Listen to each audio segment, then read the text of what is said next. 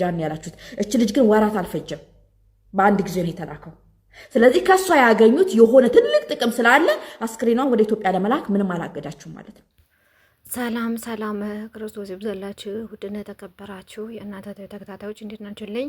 ባላችሁበት የእግዚአብሔር ሰላሙ ፍቅሩ በዝዝት ይበልልኝ። እንግዲህ ዛሬም ልብ በሚሰብር ቪዲዮ ይዤላችሁ መጥቻለሁ። በጣም ያሳዝናል በእውነት በየቀኑ የስደተኞች የእህቶቻችን ማለቅ፣ እንባ፣ ለቅሶ፣ ሀዘን በየሰዓቱ በየሰከንዱ ነው የሚሰማው። አላውቅም እኔ 2016 ከገባ ጊዜ ጀምሮ የሚሰማው ነገር በጣም አስቸጋሪ ነው። ከቱርክ ቫኬሽን ወስደው ከገደሏት ልጅ ጀምረው እስከዚህ ሰዓት ድረስ እስካሁን ባለውበት ወራት እግዚአብሔር አምላክ በሚያውቀው በቃ በየወሩ ነው ኮንስታንትሊ በቃ ነን ስቶፕ ብሎ የሚሰማው ነገር ሁሉ የስደተኞች ሮሮ፣ ሀዘን፣ ሞት ነው እና ልክ ባለፈ ሳውዲ ላይ እህቷን ያጠፋች የተባለው እህታችን ተመሳሳይ ነገር እዚህ ላይ ነው የተፈጸመው ማህ ነው። ዋነኛው ነገር እቺ ላይ የመጣችው አንድ ወር አልሞላትም። በመጣች በአንድ ወሯ ነው ይሄ ነገር የተከሰተው።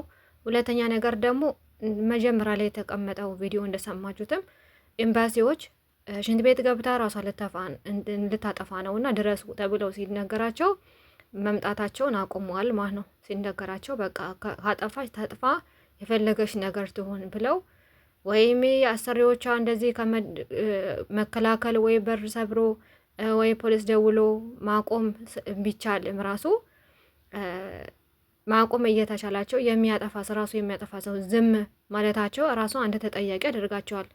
ሁለተኛ ነገር ደግሞ እንደው ኤምባሲዎች ራሱ ተደውሎላቸው አለመምጣታቸው ኑ ልጅቷ ራሷ ልታጠፋ በር ዘግታለች ተብለው ተደውሎላቸው መስሚያቸው ጥጥ ነው እነሱ ማለት ነው። በሶስተኛው ቀን ግን ሞታለች ተብሎ ተናገረ ማለት ነው።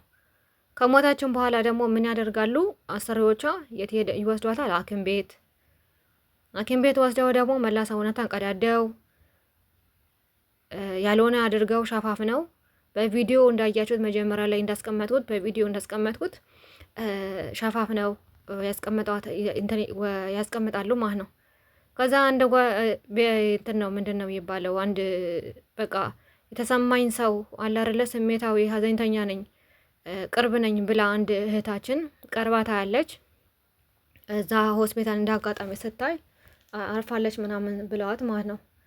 እና ስታያት ግን ፊቷ ነው የተከፈተው። አንደኛ ስትገባ ግን ሁለተኛ መላ ሰውነቷን ተቀዳድቶ ነው የተገኘው ማለት ነው።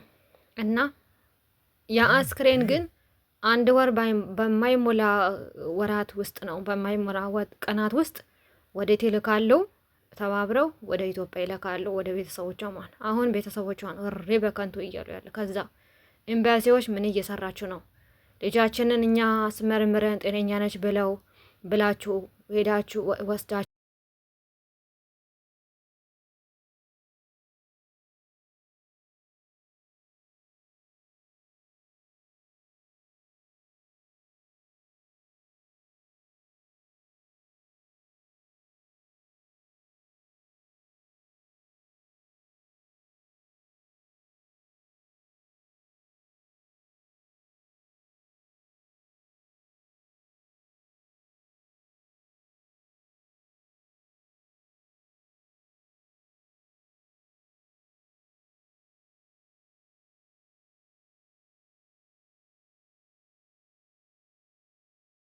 ሐኪም ቤት ወስደው ሰውነት አቀዳዳት ከዛ ትሞታለች ተብለው ሸፋፍነው ወደ ኢትዮጵያ ላኩ። እኔ ማምነው መሄድን ነው እንጂ አላውቅም።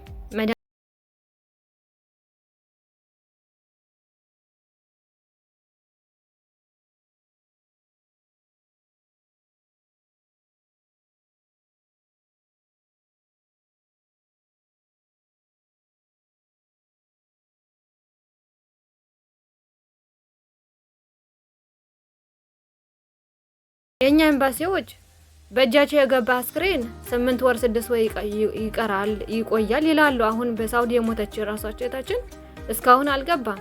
አስክሬን ይመርመርልን ብላ እህቷ ትጮሃለች፣ እናትየው እዛ ይጮሃሉ፣ ግን ወፍ የለም። ኑ ድረሱ የተባለው ግን አሰሪዎቻቸው ግን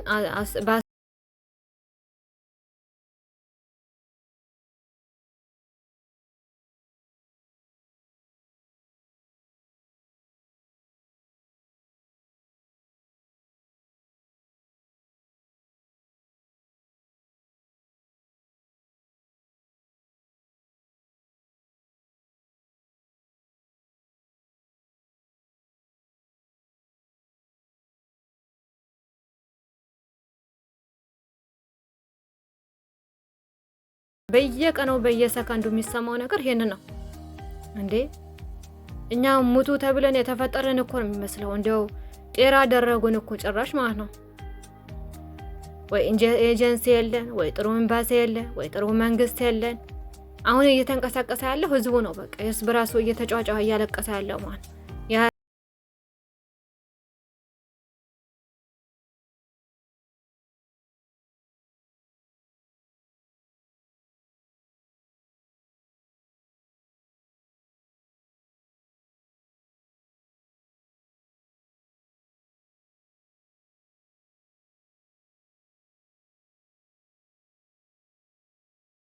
ምን አለች ይባላል እንዴ? እናንተ በቃ በመሽከርከሪያ ወንበር ቁጭ ብላችሁ በቃ የሰውን ሀዘን የሰውን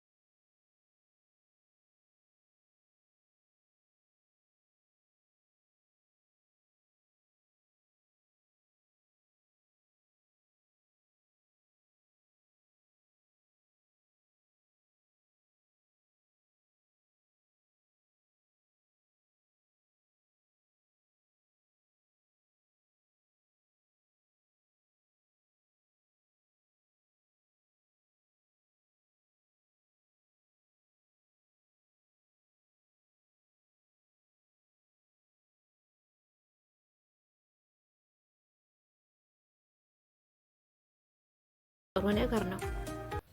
እግዚአብሔር ይማረህ ይባላል። ጸበል ከሆነ ጸበል ይወሰዳል። አማኑኤል ከሆነ